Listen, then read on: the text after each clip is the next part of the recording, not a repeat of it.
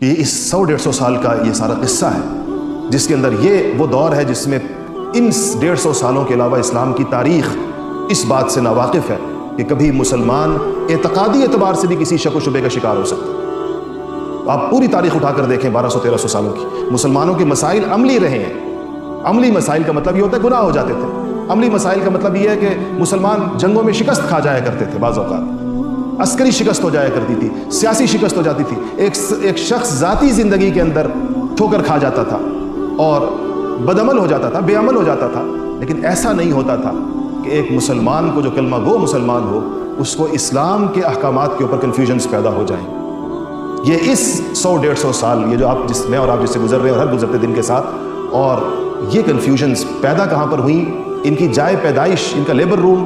وہ یونیورسٹیز ہیں۔ یہ کنفیوژنز کھیتوں میں نہیں پیدا ہوئی، اور یہ کنفیوژنز دکانوں میں نہیں پیدا ہوئی، یہ فیکٹریوں میں نہیں پیدا ہوئی، یہ کنفیوژنز تعلیم گاہوں میں پیدا ہوئی، یہ کنفیوژنز دانش گاہ جو کہلاتی تھی ان میں پیدا ہوئی۔ یہاں پر اس پر ایک متبادل دین لایا گیا۔ یہاں بیٹھے ہوں گے سوشیولوجی کے لوگ بیٹھے ہوں گے، اینتھروپولوجی کے لوگ بیٹھے ہوں گے، جینڈر اسٹڈیز کے لوگ بیٹھے ہوں گے، اور سوشل سائنسز ساری کوئی بھی اٹھا لیں، سائیکالوجی کے لوگ بیٹھے ہوں گے۔ جب بھی آپ کو زندگی گزارنے کا کوئی طریقہ،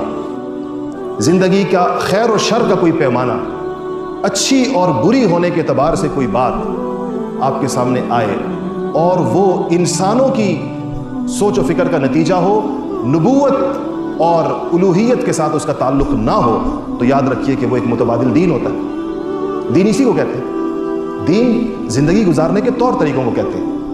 اس لیے میں کہتا ہوں کہ ان اصطلاحات کے مطلب دوبارہ سیکھنے کی ضرورت ہے کہ اسلام کس کو کہتے ہیں، دین کس کو کہتے ہیں۔ تو دین کہتے ہیں زندگی گزارنے کا طریقہ۔ تو اگر زندگی گزارنے کا کوئی اور طریقہ بتایا جا رہا ہے خیر و شر کے اعتبار سے، اچھا اور برا ہونے کے اعتبار سے، جائز اور ناجائز ہونے کے اعتبار سے، تو وہ یاد رکھیے گا کہ وہ ایک متوازی، ایک پیرلل دین ہے، ایک اور دین ہے جس کی طرف دعوت دی جا رہی ہے۔ اگر آپ کو جینڈر اسٹڈیز کے لوگ بیٹھے ہوں گے، ہماری مائیں بہنیں بیٹھی ہیں، طالبات تشریف فرمائے، ان کی اساتذہ بیٹھی ہیں۔ اسلام نے رولز ڈیفائن کیے اور بہت واضح طور سے ڈیفائن کیے۔ اسلامی معاشرے میں خواتین کے کرنے کے کام اور ان کی ذمہ داریاں، اور ان سے سوسائٹی کو جو ان کی طرف احکامات متوجہ ہیں، ان کے مختلف بحیثیت ماں، بحیثیت بہن، بحیثیت بیٹی، جو اس کی مختلف حیثیتیں جیسے مردوں کی، اگر کوئی چیز ہمارے اوپر تعلیم کے نام پر ایسی لائی جائے جو اثر نو رولز کو ڈیفائن کرے، جو پھر سے بتائے کہ جی نہیں، ہمارے نزدیک مردوں کا کردار یہ ہے، اور وہ جو ان کی ڈیفائن کردہ چیزیں ہیں اگر وہ قرآن و سنت کے ساتھ ٹکرا رہی ہیں، اس کے صریح خلاف ہیں، تو یہ متوازی دین ہے، یہ ایک اور دین ہے جس کی طرف دعوت دی جا رہی ہے۔ تو چونکہ میں نے عرض کیا کہ میرا تعلق رہتا ہے اور میں جانتا ہوں بہت سارے مضامین کے ساتھ، مجھے کچھ طالب علمی کے طور پر بھی مضامین زیادہ پڑھنے پڑے مختلف چیزوں میں۔ میں نے لاء پڑھا، کراچی یونیورسٹی سے LLB کیا، پھر میں نے پولیٹیکل سائنس پڑھا، اس میں ماسٹرز کیا کراچی یونیورسٹی سے۔ ویسے میں بنیادی تعلیم میری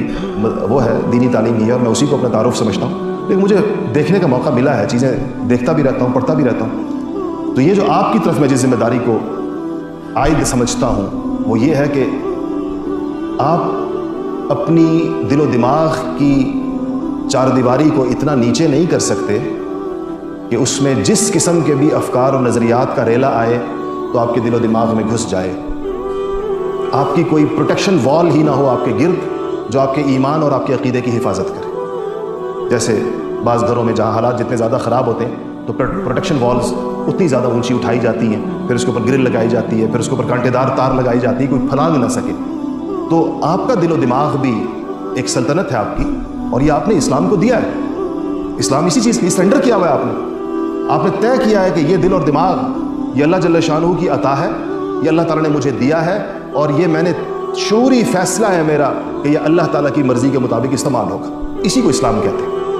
دل بھی، دماغ بھی، اور دل و دماغ حکمران ہیں آپ کے جسم کے، تو پھر باقی سارے اعضاء خود بخود اس میں آ جاتے ہیں، کیونکہ آپ کا دماغ ہی ان کو ہدایات دے رہا ہے اور آپ کا دل ہی اس میں، یعنی یہ ایک تعبیر ہے، یعنی یہ کہنے کہ ادبی تعبیر ہے کہ ہم افکار، خیالات، نظریات، سوچ کا مرکز دماغ کو کہتے ہیں اور خواہشات اور جذبات کا مرکز دل کو کہتے ہیں۔ یہ ایک ادبی تعبیر ہے، یہ اس کا مطلب یہ نہیں کہ اگر میڈیکل سائنس کے لوگ بیٹھے ہیں تو مجھ سے کہیں کہ جی ہم نے تو ڈائسیکشن کر کے دیکھا ہے تو ہمیں تو وہاں یہ چیزیں نظر نہیں آئی ہیں، تو وہ آپ سمجھتے ہیں کہ یہ تعبیر اس طرح کی۔ تو یہ دل و دماغ جو انسان کے جسم پر حکمران ہے، ایک اس کی سوچ اور اس کی فکر اور اس کے نظریے پر حکومت کر رہا ہے اس کا دماغ، اور اس کی خواہشات اور اس کے جذبات اور اس کی کیفیات پر اس کا دل حکومت کر رہا ہے۔ یہ دونوں آپ نے اسلام کو دیے، یہ دونوں آپ نے رسول اللہ صلی اللہ علیہ وسلم کے قدموں میں رکھے ہیں، یہ دونوں آپ نے اللہ کے سامنے سرنڈر کیے ہیں۔ اور اس کا مطلب یہ ہے کہ آپ نے کہا ہے کہ اس دل میں خدا کی چاہت کے علاوہ کوئی اور چیز خواہش بن کر آئے گی نہیں، اگر آئی تو میں اس پر عمل نہیں کروں گا، اگر خدا نہ خواستہ عمل کر لیا تو اس پہ شرمسار اور توبہ کروں گا۔